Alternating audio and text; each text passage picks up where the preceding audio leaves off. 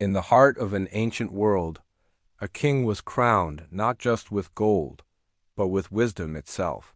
A gift from the heavens, so profound that it echoed through the ages.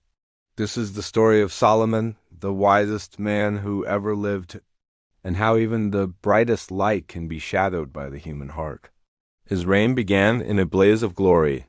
From the farthest corners of the earth, queens and kings journeyed to witness his judgment, to hear the divine clarity that flowed from his lips. He saw the world not as it was, but as it could be, a tapestry woven with threads of justice and peace.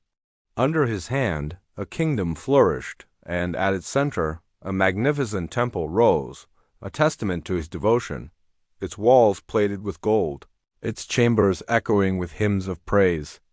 It was a golden age, a fleeting moment when heaven seemed to touch the earth. But wisdom, for all its power, cannot shield a man from his own desires. Solomon, the architect of the nation's faith, began to build other temples in his heart. His love was vast, but it became divided. He welcomed into his court hundreds of foreign princesses, and with them they brought their customs, their beliefs, and their gods. Each new love was a new thread, pulling him away from the one source of his strength. At first, the changes were subtle, like a whisper in a storm. A small altar built in a quiet corner, a prayer offered to a forgotten deity, all in the name of love and diplomacy. He told himself it was an act of tolerance, a king's duty to his people and his partners, but the whispers grew louder. The singular light of his faith began to fracture, scattered into 100 different colors, none as pure as the original. The man who could solve the most tangled riddles of others could not unravel the knot tightening within his own soul. His wisdom became a tool not for divine truth, but for earthly indulgence. He amassed wealth beyond imagination, chariots, horses, and gold that flowed like a river. He built palaces for his foreign wives, each grander than the last, their gardens filled with the statues of their gods. The temple of the one God, once the heart of his kingdom, now stood as just one monument among many. The people watched their wise king, the man who spoke with God, bow his head to idols of stone and wood. Confusion and doubt, like a creeping fog, began to settle over the land. The divine voice that once spoke to him in dreams now fell silent. The clarity that once illuminated his mind was clouded by compromise and contradiction.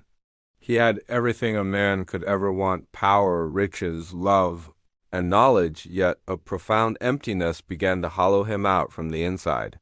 He looked upon his vast kingdom, his sprawling palaces, his treasury overflowing with jewels, and saw only vanity. "Meaningless, meaningless," his heart cried out. Everything is meaningless. The wisest man in the world had become lost in a labyrinth of his own making.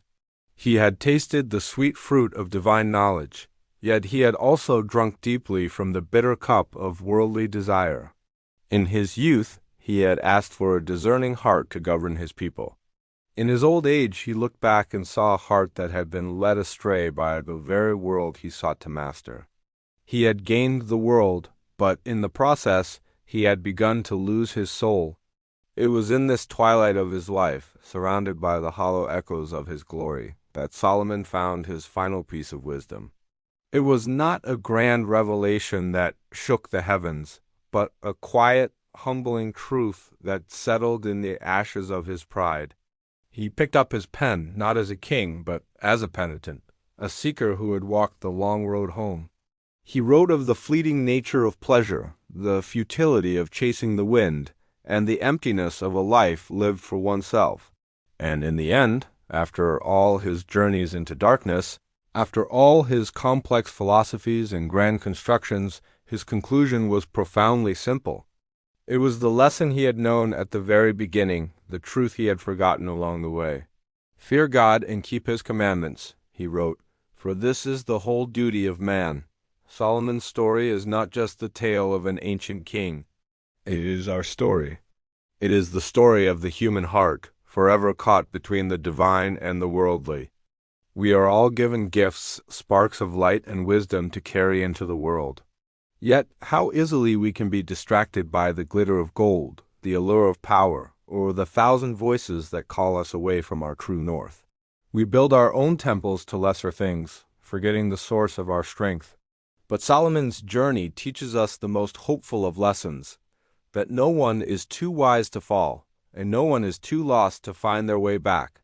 The path to redemption is not found in grand gestures, but in the simple, humble act of turning around. It is the recognition that all the glories of this world are but shadows compared to the enduring light of faith. Even the wisest man who lost his way can, in the end, point us back to the path that leads home.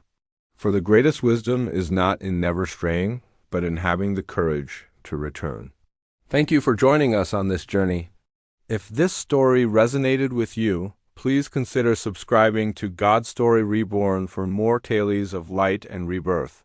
May you find your way and hold fast to the light within.